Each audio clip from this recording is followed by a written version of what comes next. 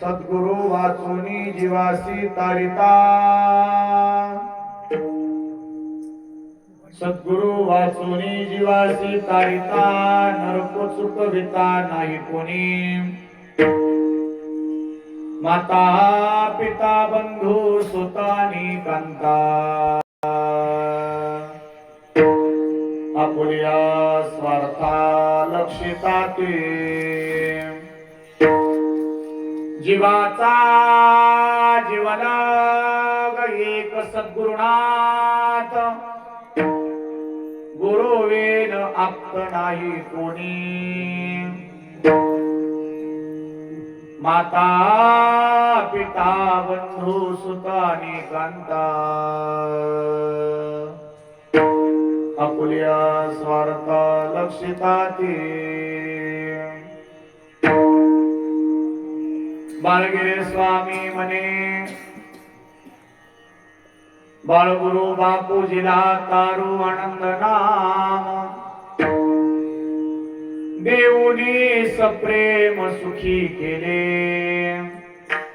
माता पिता बंधू सुतानी कांता, आपुल्या स्वार्था लक्षिता ते। अत्रे नंदन दत्तराज बरवा तारी, जीवा भव दुष्करी भक्ताचा प्रतिपाळ करी सदानंद विघ्न हरी।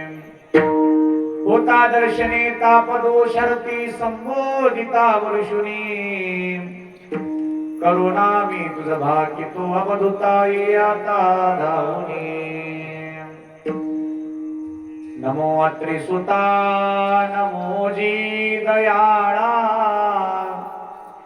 नमो विश्वरूपा नमो जी कृपाळा। रिद्धी सिद्धिदाता करी पूर्ण आशा, नमस्कार दिगंबरा दत्त देशा। नमन माझे दत्तात्रया,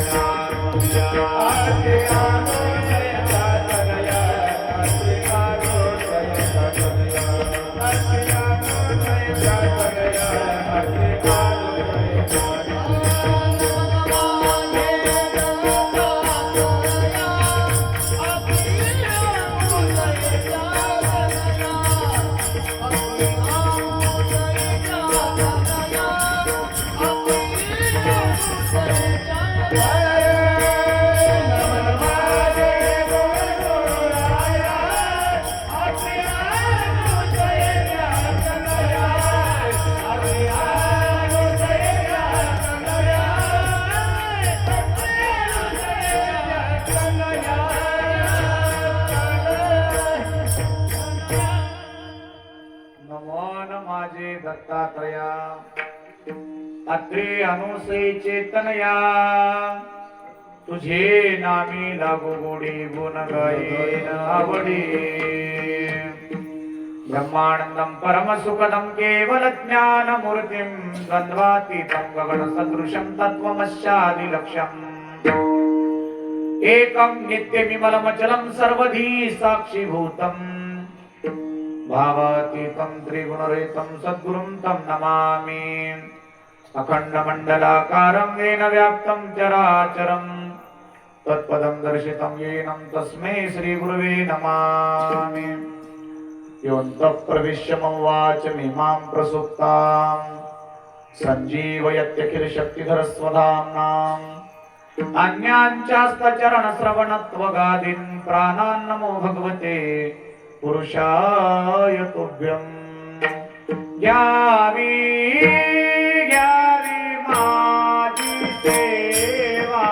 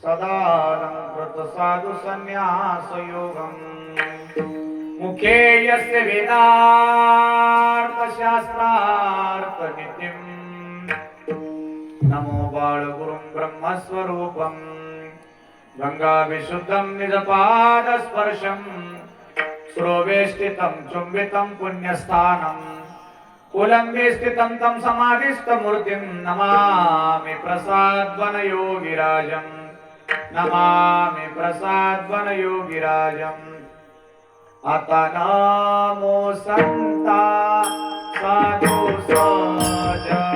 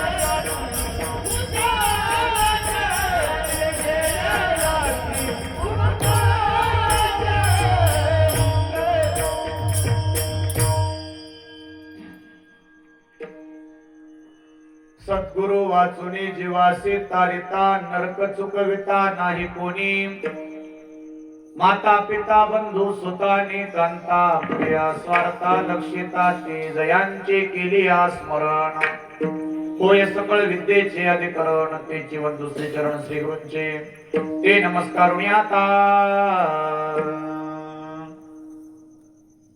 अनंत कृपा सिंधू अनंत कोटी ब्रह्मांड नायक निरालंब सृष्टीचे रहिवासी योगी यांची माऊली साधकांचे मायबाप चिंतकाचा चिंतामणी सज्जनवण चंदन भगवान दत्तप्रभूच्या चरणारविंदी समर्पित करण्याकरिता निवडलेला घेतलेला गायलेला अभंग आनंद संप्रदायाचे सर्वोच्च कोटीचे महान साधू संत सम्राट अन्नदाते श्री वाळगिरी स्वामी महाराज यांचे पटशिष्य बापूजी पाटील बोळशेकरांचा आपल्या सद्गुरु विषयी अनन्यता सद्गुरु शिवाय आलेला प्रपंचाचा भाग सर्व नाशक आहे बाधक आहे एकमेव सद्गुरु आपल्या जीवाचा उद्धार करणारा तारक असा आहे आणि त्या सद्गुरूला शरण गेल्यानंतर आपल्या जीवनाची आत्मिक प्रगती होते आणि त्याच्या करता आपल्याला परमार्थामध्ये सद्गुरूला शरण जायचंय असा सरळ सोपा भावार्थ करणारा अभंग आपण भगवत कृपेनं निवडलेला आहे. निवडलेला आपण पूजनीय बापूजी पाटलांचा असून अभंगातील प्रतिपाद्य विषय असा आहे, सद्गुरु शिवाय या जीवाला तारक असा कोणी नाही. कारण तोच सद्गुरु या जीवाची नरक यातना चुकवतो. आपण ज्याच्या करता झटतोय ते माता पिता सूत बंधू हे सगळे जे आहेत ना, हे फक्त स्वतः स्वार्था करता आपले झटतात. म्हणून एकमेव सद्गुरु नातच असा आहे की तो आपल्याला याच्यातून सोडवतो आणि ते सोडवण्याकरता परज्ञान रूपी शस्त्र आपल्याला ते देतात आणि मोक्ष पदाला नेऊन ठेवतात. म्हणून बाळगीर स्वामी महाराजांनी बापूजी पाटलाला सांगितलेलं आहे, बापूजी तारक असं जर काही असेल तर ते तारक सद्गुरूचं नाम आहे आणि ते तारक नाम माझ्या सद्गुरूनं म्हणजे बाळगीर स्वामी महाराजांनी मला देऊन सप्रेमे देऊन माझ्या जीवाचा उद्धार केला असा सार्थ भावनेनं व्यक्त केलेला अभंग आनंदपाठ प्रकरणातील 31व्या क्रमांकाचा अभंग सेवेकरता निवडलेला आहे. दत्ता प्रभू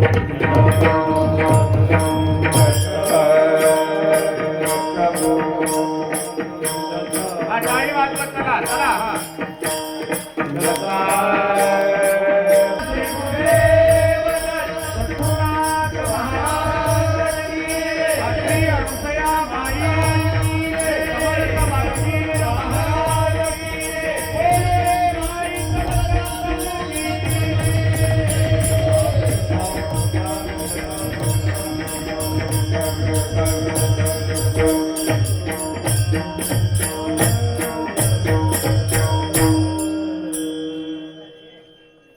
सद्गुरु वाचुनी जीवासी तारिता, सद्गुरु वाचुनी जीवासी तारिता, नरक चुकविता नाही कोणी. माता पिता बंधू सुता आणि कांता, आपुल्या स्वार्था लक्षिता ते. सेवेकडे वळण्यापूर्वी अल्पसा परिहार देणं भक्त्याचं कर्तव्य राहतं. भगवान मोक्षदायक दत्त प्रभूच्या असीम कृपा आशीर्वादाने चालत असलेला हा गत वर्षापासून श्री दत्त मूर्ती स्थापना कलशारोहणाचा प्रथम वर्धापन दिन या निमित्तानं आयोजित केलेला अखंड दत्तनाम चातुर्मास सांगतेचा कार्यक्रमामध्ये उपस्थित सर्व गायनाचार्य मंडळी, उपस्थित टाळकरी मंडळी, मागटे कोणाला मृदंगाचार्य, विनेकरी, श्रोते सज्जन मायबाप, अतिशय चांगल्या प्रकारची सिस्टीम, गोड असणारी आमची माता माऊली, ज्येष्ठ श्रेष्ठ पितृवर्ग उपस्थित आहे. सर्वांना आदरांजली देऊन सेवेकडे वळतो. दत्ता प्रभू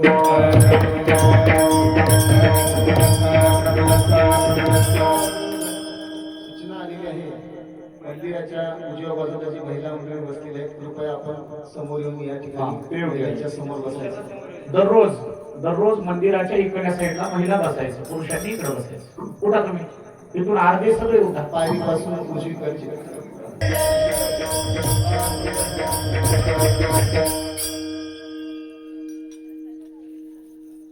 चालत असलेला गोड असणारा हा कार्यक्रम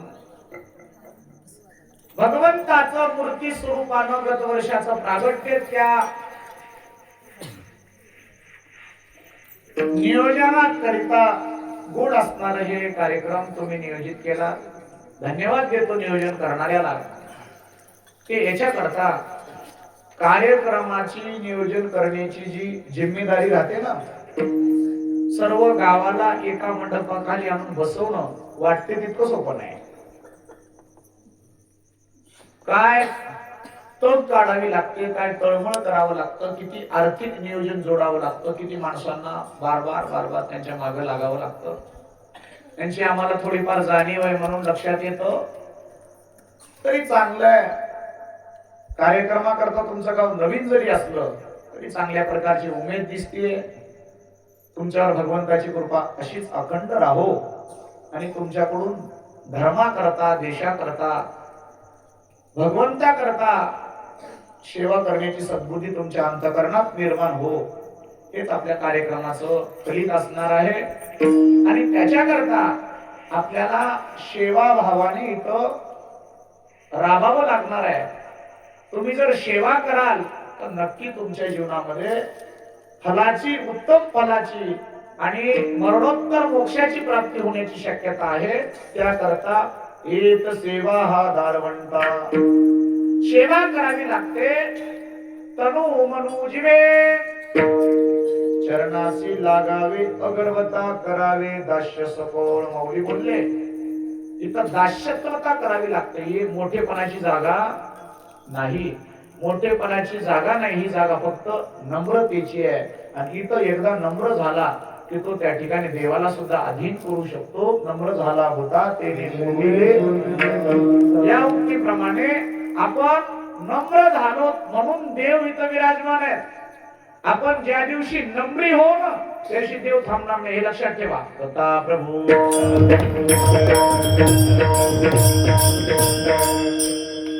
सज्जन आहो, माय बाप आहो.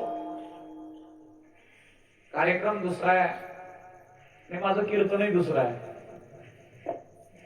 पण येणं तिसऱ्यांदा आहे. गत वर्षी कीर्तनाला आलो, त्यानंतर तुमच्या जावयाच्या लग्नाला आलो आणि आता पुन्हा कीर्तनाला आलो. असो,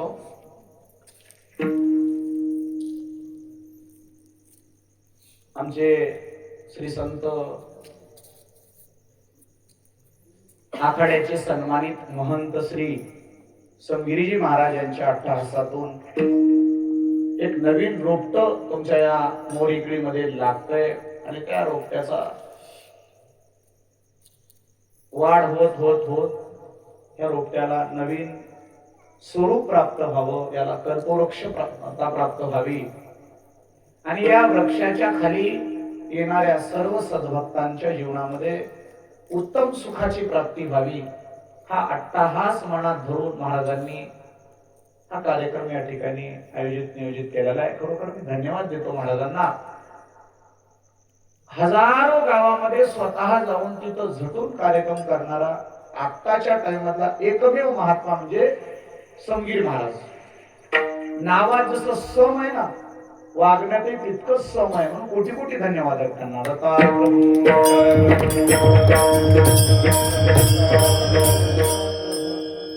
देहभावानं जरी इथं उपस्थित नसले ते, पण ते वाटत नाही की ते उपस्थित नाहीत.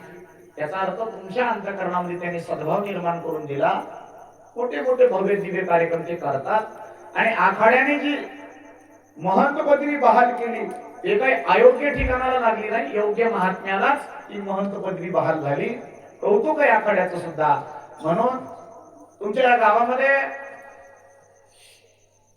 दत्त संप्रदायाचा कार्यक्रम म्हटलं की शक्यतो नव्हता समजा. नवीन उभारणी झाली आणि त्या उभारणीला कलशही झालं. भगवत मूर्ती, अतिशय देखणी मूर्ती सुद्धा समक्ष आहे. आनंद वाटतोय.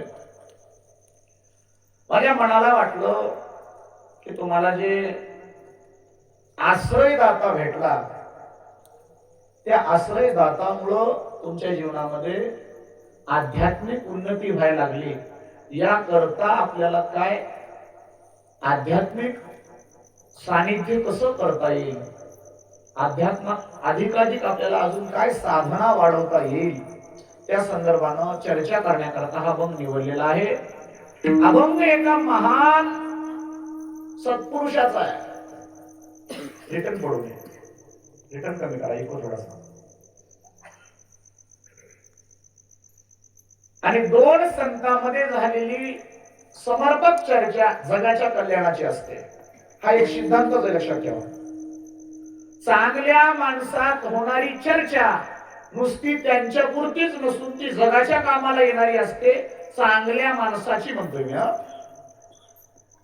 वाईट माणसाच्या परस्पर दोघात झालेली चर्चा जगाच्या कामाला येणं दूरची गोष्ट, त्यांच्याच कामाची नसते. पण दोन संतांमध्ये, दोन भक्तांमध्ये, दोन शहाण्या माणसामध्ये झालेला विषय हा अतिशय महत्वाचा असतो. म्हणून संतांच्या मुखातून निघालेली वाणी ही अभंग म्हणून गायली जाते. तुमच्या आमच्या जीवनामध्ये दररोज जरी काही लिहिलं तरी आपल्याकडे कोणी फिरून बघत नाही. त्याला काय कारण आहे? आचरणात असलेली सत्यता, वागण्यात असलेलं तोप आणि साम्यता, समर्पक भाव, तो जगाला अतिशय भावतो. म्हणून संतांच्या समोर लोक वागतात. एक जगाचं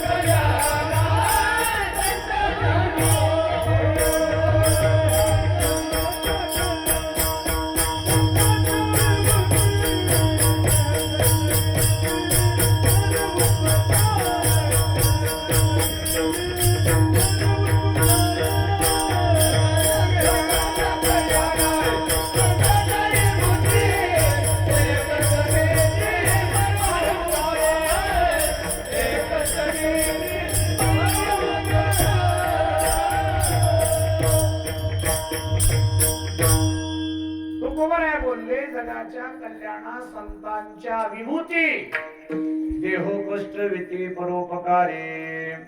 परोपकारा करता देह कष्ट होतात. याच्या करता संतांची वाणी ही जगाच्या कल्याणा करता राहते, हे लक्षात ठेवणं गरजेचं आहे. संत आपल्या चालू जीवनामध्ये अनेकांचा उद्धार करतात, नवल नाही. संत हे आपल्या हयातीमध्ये अनेकांचा उद्धार करतात, नवल नाही. कारण ते परिसही करू शकतात. उपस्थितीमध्ये लोखंडाला सोनं करणं हे परिसाचं विशेष गुणधर्म आहे. पण परिस हे अनुपस्थितीमध्ये सोनं नाही करू शकत. पण परिसाच्याही परे तिथं उपमा परिसाची साजत नाही. कशा करता म्हटलंय सांगू का तुम्हाला? परीस हे लोखंडालाच लागलं की सोनं करतंय, खापराला नाही. पण संतांच्या सानिध्यामध्ये आला, खोट नोट यारे शुद्ध होऊन जारे. खोट नोट कसाही या कशाही परीचा आला तरी त्याला शुद्ध करायचं काम संत करतात. आणि संत जे त्यांच्या अनुपस्थितीमध्ये देहतादात्म्य संपल्यावर सुद्धा अनंत काळापर्यंत जगाला आदर्श राहतात. हे एकमेव कारण आहे सत्यता. आणि सत्य ज्याच्या जीवनात आहे तोच ईश्वर अवतार आहे. तुम्हाला सांगेन, ज्याच्या जीवनात सत्य आहे त्याच्यासारखा जगाच्या पाठीवर संत दुजा नाही. सत्य जिवंत ठेवण्याचं काम संतांनी केलं आणि सत्य हे धर्माचा पाय आहे. म्हणून आपल्या भारताच्या, बघा तुम्ही न्यायालयामध्ये सुद्धा लिहिलेलं आहे आणि आपल्या नोटावर सुद्धा राहतं, सत्यमेव जयते.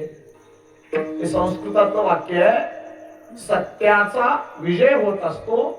सत्यमेव, तिथं सत्यमेव म्हणत असताना एकमेव सत्याचाच विजय असतो हाही भाव आहे त्याच्यामध्ये. सत्याशिवाय बाकी सर्व